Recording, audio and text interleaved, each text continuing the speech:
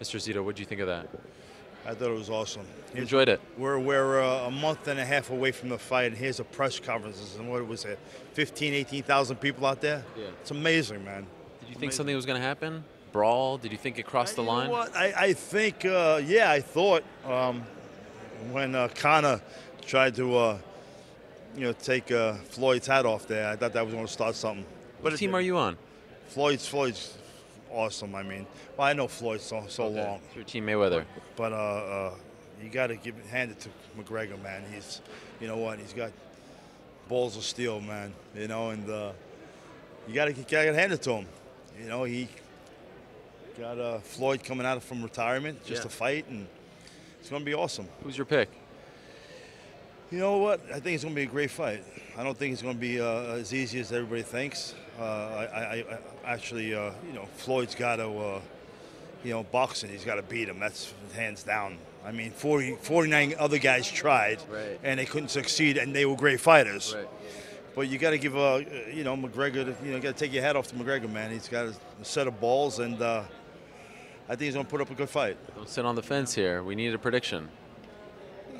You know what? I think, not for nothing, I think he's going to go to a decision, man. Okay. And who gets it? Floyd, of course. All right, for Floyd. Well, without a doubt. But, he's the fighter. He's the greatest of all time right now. And, McGregor's just starting out. But he's got to punch his chance. You never let a guy down. But I think it's going to be a good fight. You going to go? Absolutely. You wouldn't miss that for the world. Absolutely. You got your tickets already? You got your spot? No. They're not going to hook you up? Yeah, we'll get Showtime? hooked up. I always get hooked up somewhere. Who always hooks you up? How do you always get the best seats to all these fights? That's what I want to know.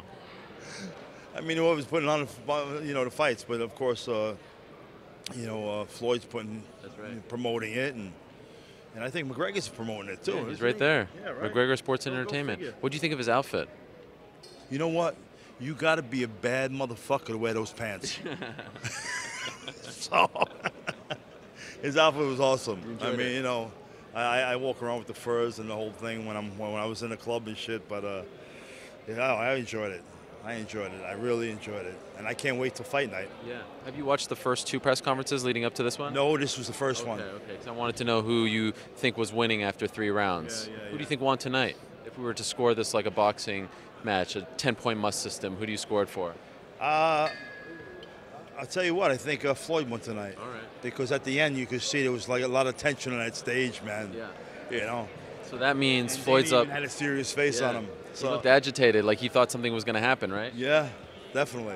When you start pushing around and start giving the fingers and all, it's open for a brawl, man. Right. It's like, no holds barred, and it's. Where were you? Were you on the stage? I was leaning right on the stage, man. It was great. Would you have gotten in there? I was right there, huh? Would you have gotten in there? Absolutely. If there were a brawl broke out, I'd be there. Why not? I was at Mike's when the brawl broke out with him and Lennox. Lennox, I was there. The one on the stage? Yes. You were on the stage too? I was on there, man. Yeah. What were you doing?